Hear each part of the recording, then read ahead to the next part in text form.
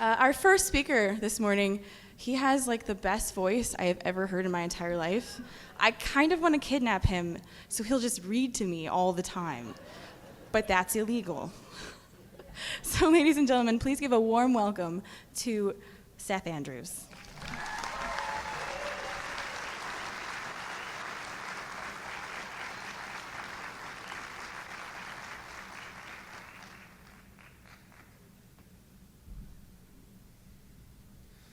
Mic for, hang on just a second. I gotta make the world fit here. How many of you stayed at the hotel last night? I actually had this thought.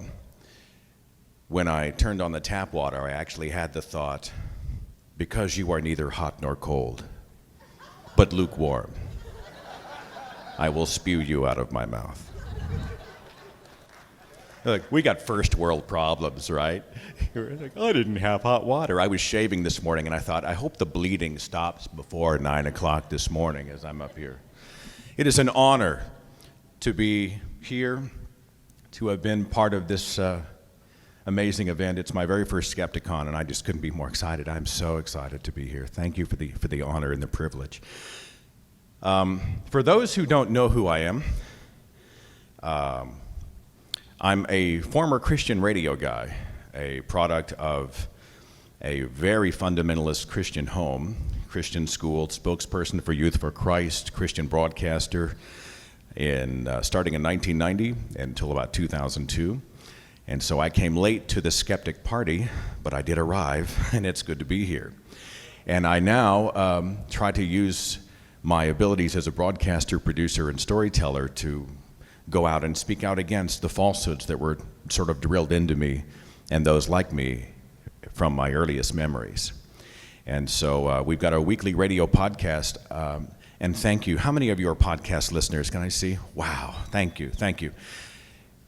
I'm so excited. Please don't receive this as bragging. This is more like I'm so excited.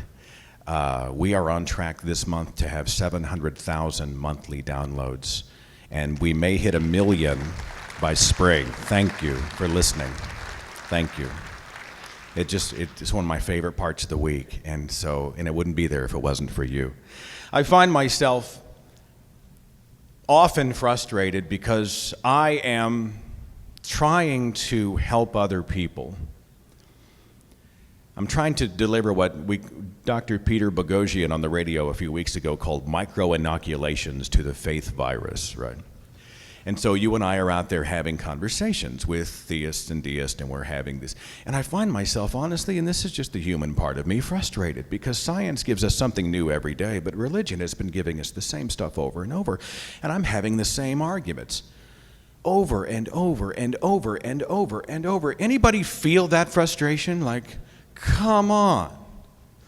Well, I'm a radio guy, and it's like playing a song on the radio that once was interesting. You think, wow, that's interesting. And then what does corporate radio do? They play it so often that you hate it, right? It comes on, click. I present for you today the greatest hits of theist arguments. Q102 FM, 70 degrees on our way to a high of 82. Chance of showers by the weekend, and coming up next, it is Facepalm. It's Ken Ham, my granddaddy wasn't no monkey. Evolution, it's just a theory. The God of the gaps. It takes more faith to be an atheist. Teach the controversy. You were never a true Christian to begin with. You took it out of context. I had a personal experience. You're just angry. Better safe than sorry, Pascal's wager. There's Little Blaze up there. Hey, how did something come from nothing? The human eye is too complex to have evolved. Scientist X believes in God. Here's his book. Read this. Anybody have that happen? Come on. You got to own it. Okay. The Bible tells me so, using the Bible to prove the Bible, which is much like using Harry Potter to prove Harry Potter. All belief systems deserve respect. America was founded as a Christian nation. Hey, they found Noah's Ark again. There are no atheists in foxholes. Hey, if it's not true, how come it's been around for thousands and thousands of years and there are so many copies of it? Ignore the Old Testament, read the New Testament. Where do you get your morals from? With a special bonus track, Hitler.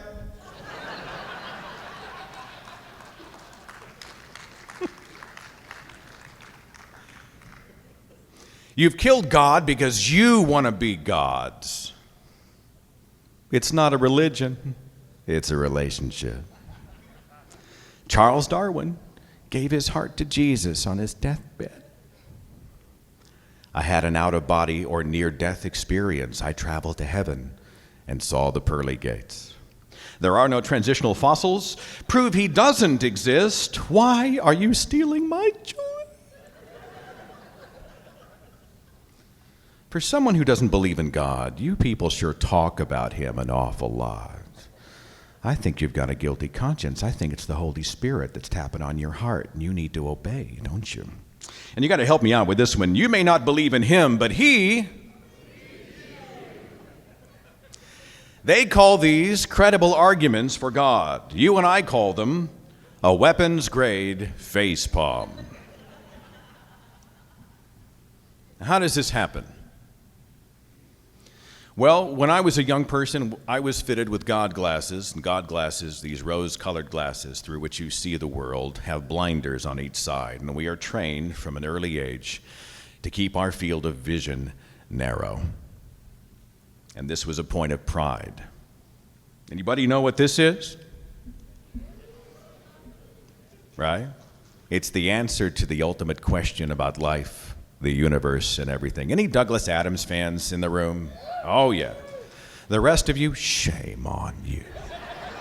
What are you doing?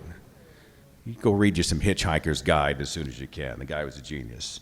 You guys know the story, right? They build the computer, deep thought, to bring us the answer to the ultimate question of life, the universe, and everything. But of course, they have to go back and because the answer to them makes no sense, they have to find out, well, what is the ultimate question? And that's the hook that I'm using this morning. What is the ultimate question? And I'll come back to it. We were taught in the church to worship God. We were also taught to worship ignorance, right? Does she have any idea what is in that book? Does she have the maturity, the wisdom, the life experience to properly understand what she might be told is in that book? And yet she holds it to her chest, and if somebody was to ask her, even at that young age, is the Bible absolutely true? She would say, yes. And her parents would beam with pride. Does Jesus love you? Yes. Who loves you with all of his heart? Jesus. Who came to earth to die for your sins? Jesus. Welcome to the power of childhood indoctrination. And the Bible tells us, don't look up anywhere else but to God. Set your minds on things that are above, not on things that are on the earth. 2 Corinthians says, as we look not to things that are seen, but to the things that are unseen. For the things that are seen are transient, but the things that are unseen are eternal. Creation Ministries just says it outright. By definition, no apparent perceived or claimed evidence in any field, including history and chronology, can be valid if it contradicts the scriptural record. If it's not in the Bible, no matter what it is, we throw it out. How many of you have encountered someone that said, I don't care what evidence you tell me, I'll never give up my faith? They're outside on the sidewalk.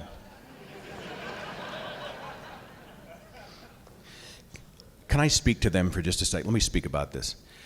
I had a thought yesterday when I came by and saw them up with their placards. And being a product of the church, I know how they think. They're not here for us. Right? There's never been one instance that I've ever heard of where somebody walked into a place with a placard that said, repent for the day is at hand, and an atheist immediately said, you know, and did a 180 and walked out and dropped to his knees and said the salvation prayer. And they don't have that expectation, right? They're not here for us.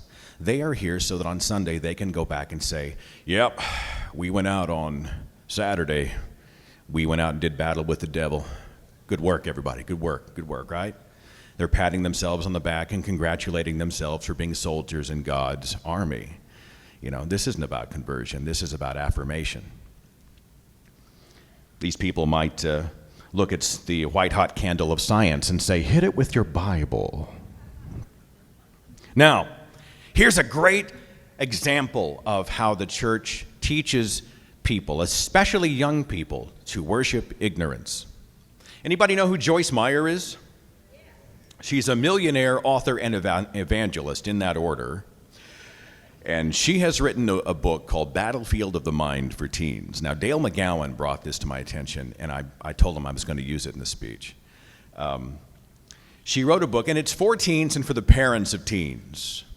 And she said this: Satan will look for your child's weakest area and attack at that point. He will attempt to fill your child with worry, reasoning, fear, depression, and discouraging negative thoughts. This is how the church approaches reason. She lumped it in with worry, fear, depression, and negativity. It gets better. Watch this. I once asked the Lord why so many people are confused, and he said to me, tell them to stop trying to figure everything out, and they will stop being confused. I found it to be absolutely true. Reasoning and confusion go together. Well, I'm sorry, Joyce Meyer, but if you're going to preach a literal Bible, I have to bring to your attention that you do not have the authority to tell me anything.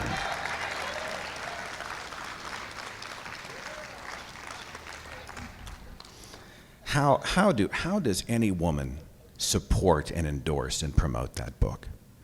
This misogynistic nightmare. How is Beth Moore and Joyce Meyer and it just boggles the mind. Well, it's ignorance, and it's often fueled by fear. Fear of anything secular. For example, here is a sinister agent with designs on the souls of your children. He's evil incarnate. He is Bill Nye. Yeah, you can sense it, can't you? You can feel the evil.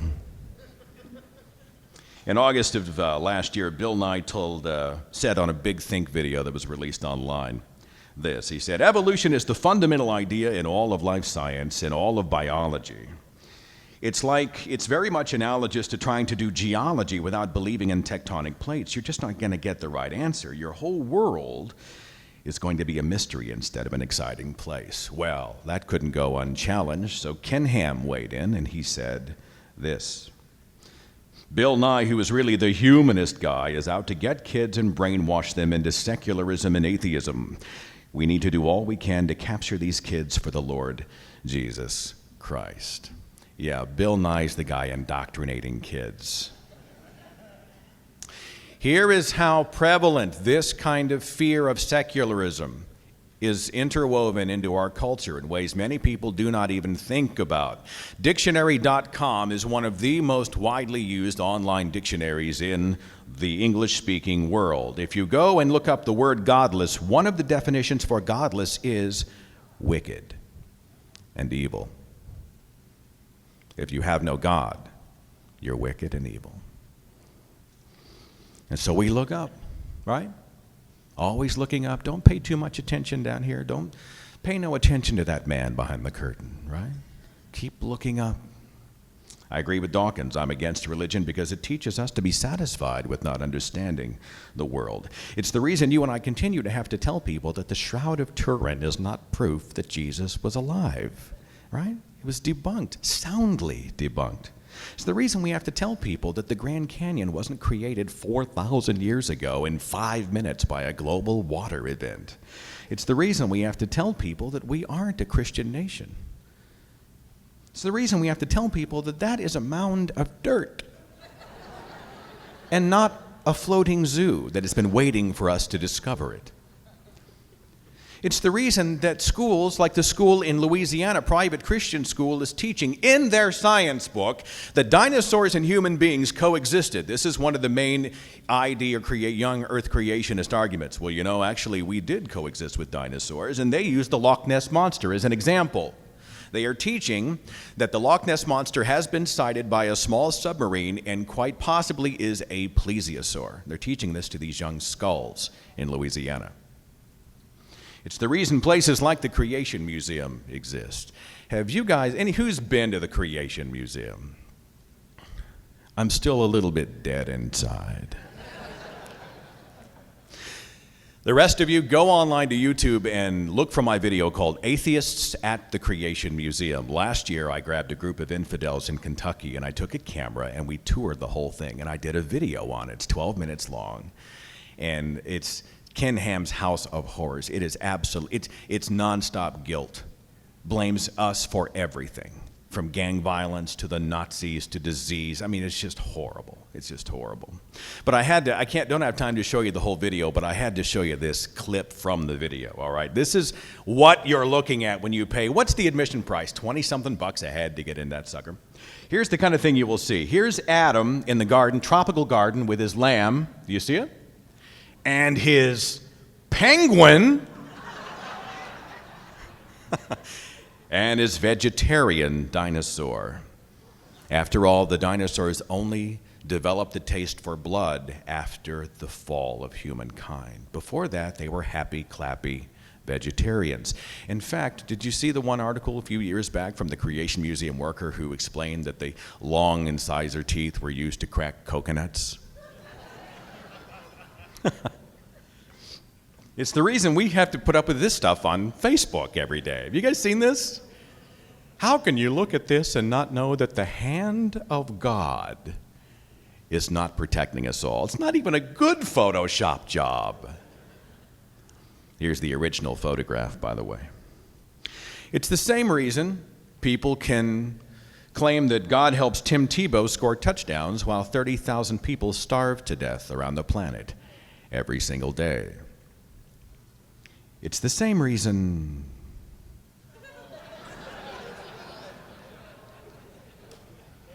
I did this speech with David Silverman in the audience in Pennsylvania, and I almost brought him on stage to do that look. That look, you know, the one he did on O'Reilly that's become the meme. Stephen Prothero has written a book called Religious Literacy, What Every American Needs to Know and Doesn't.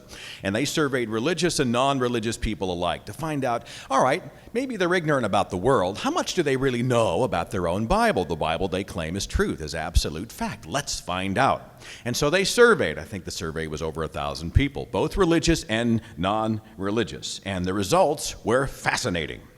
Did you know that 60% of Americans can't name even 5 of the 10 commandments? The most important rules ever given to humankind. The majority of Americans can't name even half of them. Only 1/3 of the people polled could name who gave the Sermon on the Mount. 1/3. 75% say the phrase, God helps those who help themselves, is in the Bible. It appears nowhere in Scripture. 50% of high school seniors think Sodom and Gomorrah are married.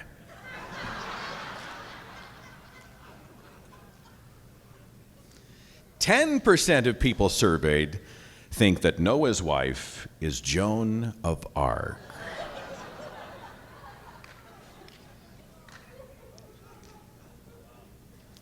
If I can borrow a phrase from our next speaker and a dear friend of mine, Aaron Raw, he said it best: ignorance is not just what you don't know, it's also what you won't know.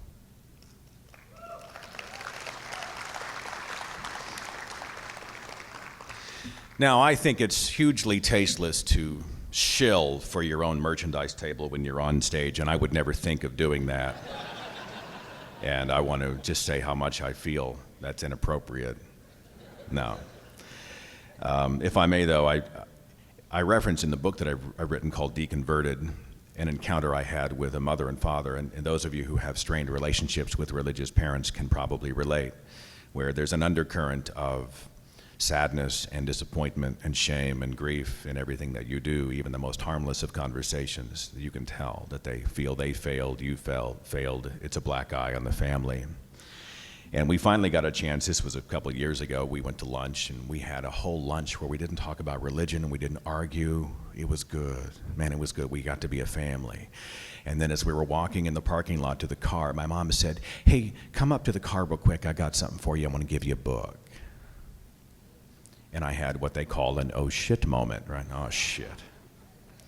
And the book she gave me was Alistair McGrath's The Dawkins Delusion. Now, I'm like, fine. What's the gist of the book? What's he trying to say? And she said, well, I haven't read it. I didn't read it, but I think it'll be good for you. Now, it was enough for her that it was anti-Dawkins. This is how the religious approach a great many things. We know what's on the cover. We sure don't know much about what's inside. Here's another aspect of religion I want to hit on. I did a radio show a few months ago with the guy who was my Christian radio boss back in the 90s at KXOJ 100.9 FM. He found out I was an atheist. He found out I had a successful podcast, and he begged me for the chance to come on the air and give us a perspective on God that we had not heard. Okay. So he came on the show. And for those of you who made it through those 2 hours, your Purple Heart is at a table in the lobby. It was a slog. It was pretty tough because it was essentially, it's not a religion, it's a relationship. But he had a perspective on God that's indicative of how many people in the church are programmed to think. And it's audio only, but let me play for you this soundbite. Here's my belief. Hey, you are what you are at your worst moment. You can't judge me at what I am at my best, because my true condition is always going to be what I am at my worst. And here's what I am at my worst. I'm arrogant. I'm unbecoming. I'm unlovable. I'm self-centered. I'm greedy. I'm all the very things that I don't want to be. But yet, here's the deal. I get up every day and I look at myself in the mirror and I go, I don't have any, I've got the desire to be different, but I don't have any power. I'm powerless. I'm not worthy. I can't. There's no way I could do it without him. The adversity in my life is only to make me better. It's good for me. He knows what's best for me. I just can't leave him. What does that sound like to you? Battered spouse, battered partner, the bride of Christ. And the Bible tells us there is no one righteous, no one, not even one. I did a video a few months ago that was a twist on intelligent design. Every time I meet somebody and they see a beautiful mountain vista or a beautiful rainbow or the birth of a beautiful child, they always get misty-eyed and they say, how can you look at that and not just know that there was a designer? And of course, I thought, all right, fine. So I produced a video that tackled intelligent design with some of the not so palatable aspects of design: tsunamis, tornadoes, earthquakes, birth defects, disease, famine, parasitic insects that drill their way into a live host and eat their way out. I mean, just all these macabre scenarios. I thought, fine, if we're going to talk about the happy joy stuff, let's talk about design in all of its forms. And so I posted, and you can find the video on YouTube. It runs about 6 minutes. It's called Intelligent Design. Well, there's a guy named Faz Rana. He runs a website called Reasons to Believe. He has a PhD in biochemistry, and yet somehow he is a Christian.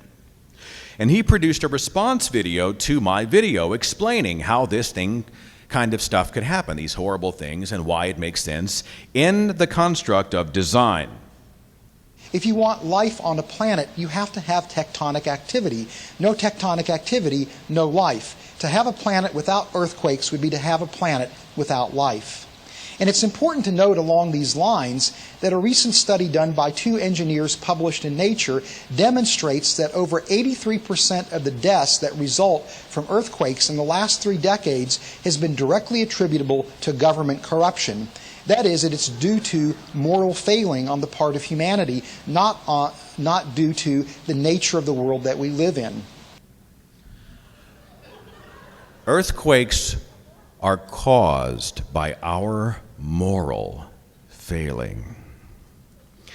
I'm reminded of the quote that says, "Birds born in a cage think flying is an illness." I'm an Oklahoman, born and raised. On May the 23rd of this year, we had a horrific disaster happen. It was an EFI twister that destroyed the town of Moore, Oklahoma. It was horrible. We had the TV plugged in, and we were watching it from down the turnpike, and we were watching it happen. It was horrible. Moore's just had it really bad. They've been hit 3 times in the last 15 years. Here's a shot of the damage path, back-to-back, side-by-side rather, from 1999 to 2013. You can see the twister just ground all the way through the city and devastated it. Here's Moore Medical Center, or what's left of it. Now, people are looking for hope. It is in these times when we look to the sky and we are looking for coping, ways to deal. I understand it. I understand why we paint God into these things, because certainly somebody up there is in control. In the wake of this horrible disaster, 45 dead, including women and children. It was horrible. There's an article on the Christian Post. The Bible found in OK tornado debris open to Isaiah 32:2, providing hope for many. The Washington Post put a deal out that said Bible pages found in Oklahoma, tornado debris seen as sign of hope in storm. Now let's look at this. This is Plaza Towers Elementary School. There were children inside the school at the end of a school day as the twister came toward them. There was nowhere to go. There was no storm shelter. And 7 of these children in the basement drowned. But Danny Moody found these pages on the windshield of his pickup truck and proclaims to the world, "My God still delivers." God saved a few pieces of paper, but he allowed the horrible drowning deaths of 7 children and the violent deaths in many ways of over 40. There was one lady who was driving in the car with her infant, and the vortex came and sucked them both out of the driver's side window and killed them both, and their family was in a vehicle behind and saw the whole thing happen. It was horrible. But God rescued, a few pages from his book? And the signs go up everywhere. God bless Moore. Pray for Oklahoma. 2 Samuel 22 tells us, "In my distress I cried out to the Lord. Yes, I cried out to my God for help. He heard me from his sanctuary. My cry reached his ears." Really? Our own governor went on national television and asked for prayers. The hashtag Pray for Oklahoma became one of the most popular hashtags on Twitter, retweeted even by our own president. Our prayers are with the people of Oklahoma today. Pray for Oklahoma. Beyonce, Rihanna, Katy Perry, Carrie Underwood, Alicia Keys, and celebrities from all over the globe send prayers to Oklahoma. Ricky Gervais said, "I feel like an idiot now. I only sent money."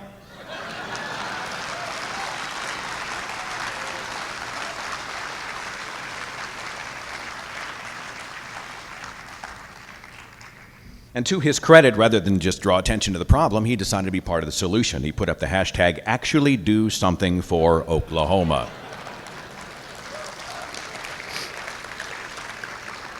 And he suggested that his millions of followers donate to the American Red Cross. Do something.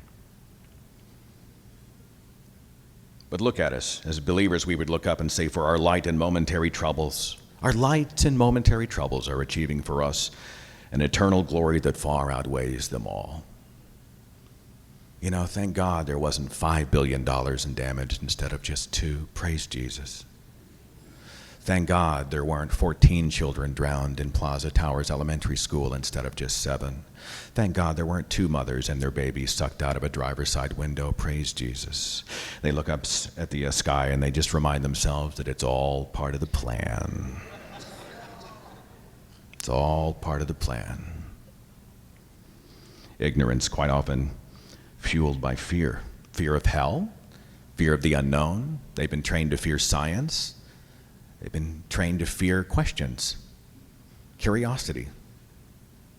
Doubt is the enemy. Doubt is the devil. I want to give you another example of how fear is used, and this is another clip from the radio show with my former boss, David Stevens of KXOJ Radio. Now, he told me on the air that he was convinced that I was still secretly a believer, okay? And he was going to prove it to me, and this is what he said. Okay, this is what I want you to do. This is how you can prove this to me, okay? Because I think you do. I think you do, and I think you have some doubts about it, and here's how you can undeniably prove it to me. I got on your website before we got on earlier today, and I think are you going to Colorado? Yeah, I'll be there on Saturday. Okay, here's what I want you to do on Saturday. How many people will be there? 200. What do you think? 200. This is what I want you to do. I want you to get down on your knees, and I want you to invite Satan to come into your life. That's what I want. I want you to go, you know what, Satan, if you're out there, I don't even know if you're out there, but there's nothing that I want more than you. If you exist, I want you to come into my life, and I want you to have every part of me.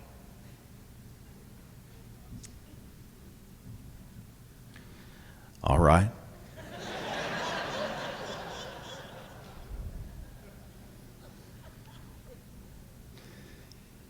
How many of you from religious cultures, you don't have to raise your hand if you don't want to, felt a chill at the thought of inviting Satan into this room? You've been programmed that heavily that it still eats at you from time to time. Okay.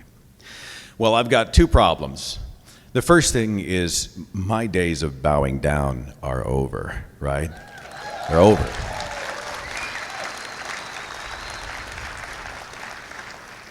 There is one person who governs my life. Me. One person who governs your life, you.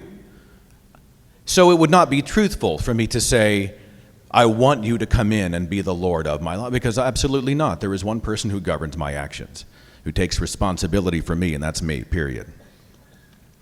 But I think because we are scientists in our own little circles, I believe in being thorough. So I've developed a petition to the Dark Lord, and in front of all of you, a host of witnesses, I will call down Beelzebub now. Dear Satan, I am the Lord of my own life. I don't believe in devils, demons, or hell. In fact, I feel a bit ridiculous talking to a character I feel as real and threatening as Lord Voldemort. But as a proponent of science, I believe in being thorough. So if you exist, in this host of 200 witnesses, I offer myself as a vessel for you to prove your power. Enter my heart, my body, my soul, or whatever is necessary for proper and unambiguous manifestation, and may my own eternal damnation provide the opportunity for the rescue of others.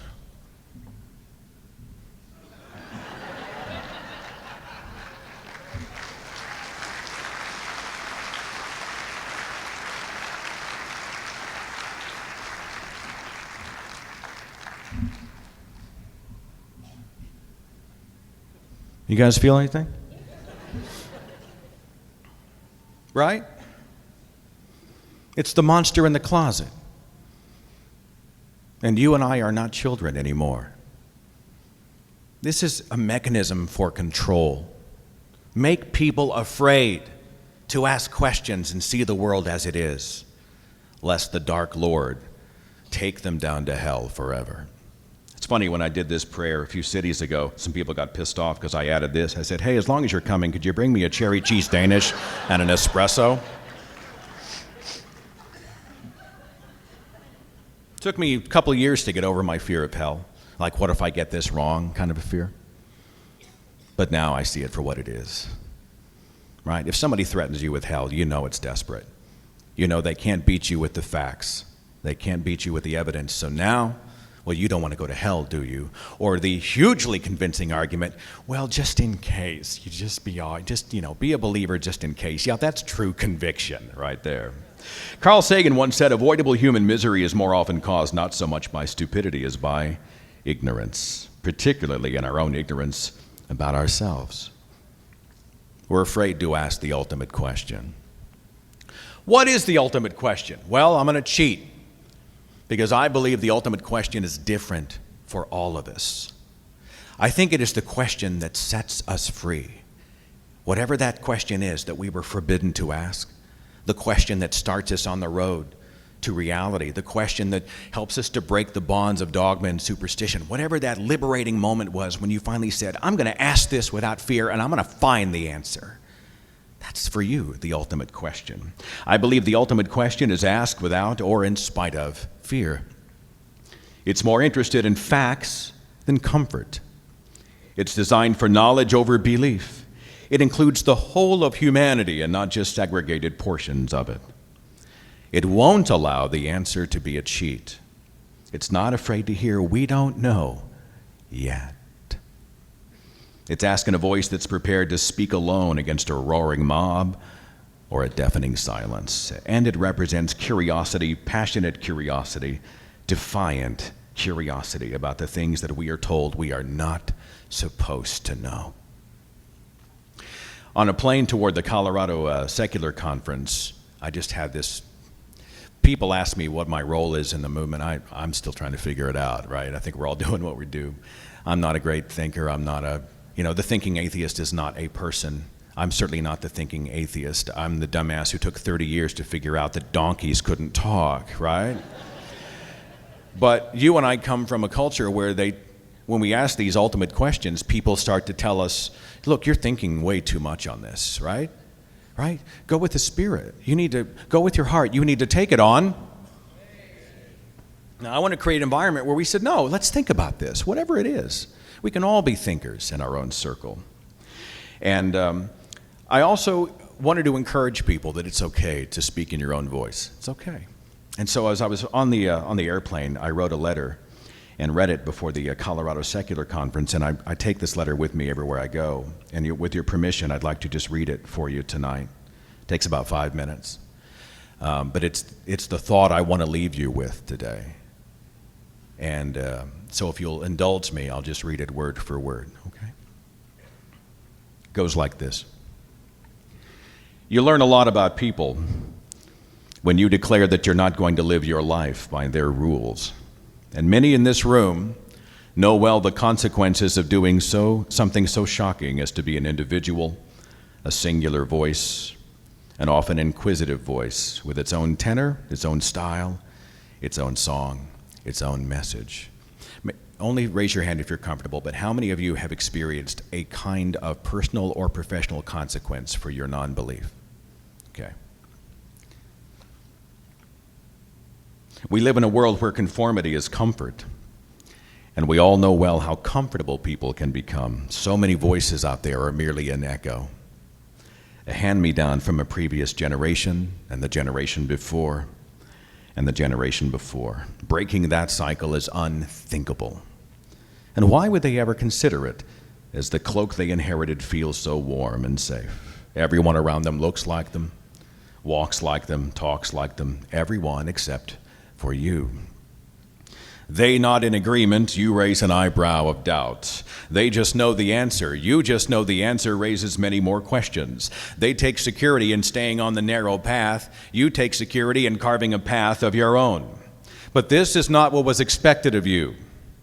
They laid out the guidelines for what a proper person should do, and they would make sure you turned out right no matter what. So what happened? At this very moment, mothers and fathers carry embarrassment and shame that they failed as a parent because you left the straight and narrow. You were co-opted and corrupted because you rewrote the playbook in a language that they consider to be foreign, confusing, and ugly. You had two choices, right? You could either keep the peace and line up with the others, or you could walk at your own pace in your own direction for your own reasons and accept the consequences and rewards that come with being your own person. And the fallout for many of you has been significant. These days, when they look at you, they only see what they think you should have been, what you could have been, if only you'd done things their way. They speak the words of love, but just barely. Just barely, and by lacing it with distance and disdain, they cheapen the word. In fact, every time they look at you and say, I love you, you get this bitter taste like you've just been schmoozed by a politician whose only real concern is trying to change your vote. You know the feeling? Yeah, they love you, but the full package, the 100% love, the unfiltered love, well, that's kept on reserve until you straighten up, you fit in, you conform, and stop making waves. Not until you start acting normal. Well, for just a second, let's take a look at normal, shall we? Normal is a husband and wife married per the Bible, in a church and under God, condemning non-heterosexuals for ignoring and even desecrating the lawful and ordained marital union that they now enjoy after 2 divorces. It's a mother telling a daughter that sex is dirty and that her body is dirty, that sexual desire is harmful lust, and that she's cursed by the fall of Eve in the garden, a byproduct of sin designed to gain her worth from a future husband who, according to the book of Genesis, will rule over her. It's a teacher frightening a 6-year-old child with torture in a fiery hell and a devil lurking in the shadows with designs on its very soul. It's refusing to purchase a new car without first test driving 15 vehicles from 6 different car lots, checking the vehicle history, the payments, the insurance, safety record, and rating and consumer reports, while accepting the Bible as absolute fact without even knowing who wrote the book of Genesis.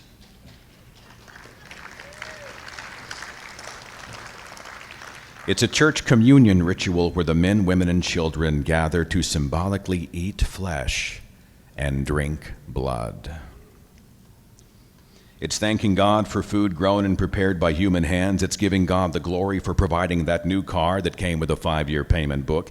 It's praying for safety after buckling your seatbelt, locking your doors, and loading your handgun. It's praying for healing after you call 911. It's Sunday school songs, a Bible on the nightstand, a check in the offering plate, an evangelist on the television, a Jesus fish on your car, and a t-shirt that says, 7 days without Jesus makes 1 week. It's a prison disguised to look like a mansion. And you aren't going to live like that. And you've made that pledge. You've read the books and seen the history and learned the science and realized that the world was much, much grander than most people ever imagined. You finally found your own voice, and you're going to speak with it. You've had the epiphany that you don't owe it to the rest of the world to keep them happy. You owe it to you to create happiness for yourself. And even though wherever and whenever you can, you say the words and take the actions that build bridges and soften the sharp edges and demonstrate a love for people and a desire for a better world, you are not a sheep to be led, an echo to be repeated, a cautionary tale, a bad example, a pervert, a freak, shameful, broken, ugly. You're not ugly. You're beautiful. You have figured out what so many billions of others have missed, that this life is just too precious to spend in someone else's shadow, that by judging everyone and everything that's different, you only indict your own shallow heart and you cheat yourself out of amazing depth, breadth, color, culture, and humanity out there that's so much more wonderful than the tiny rooms people lock themselves into and the narrow tunnels they walk. That believing in things without evidence, faith, is not a virtue but something to be pitied. That sexuality isn't shameful but something to be celebrated. That the condemnation of what is wrong, even when it is called sacred, is an obligation of any moral creature. And that your hopes, dreams, desires, loves, pursuits, and passions belong to you and you alone. You've stepped out of the crowd to stand forward, to stand out, and to stand your ground. To know that even though you occupy a tiny speck, upon a tiny speck inside this vast universe, and even though you don't believe your Father's a divine king and your mission's written in a magic book and your home is in the heavens, your life is wonderful and amazing and precious and full of love and so much more satisfying. It's a life where every day brings a new opportunity to ask the ultimate question. Now, is that kind of life easy? No. Is it popular? Probably not. But be encouraged, my friends, because inside this 13.7 billion year old universe, there has never been anyone exactly like you, and there will never be again. And you're simply living a life that honestly reflects that fact. And while others laugh at you because you are different, you can laugh at them because they are all the same. Thank you very, very much. Thank you. Thank you. Thank you.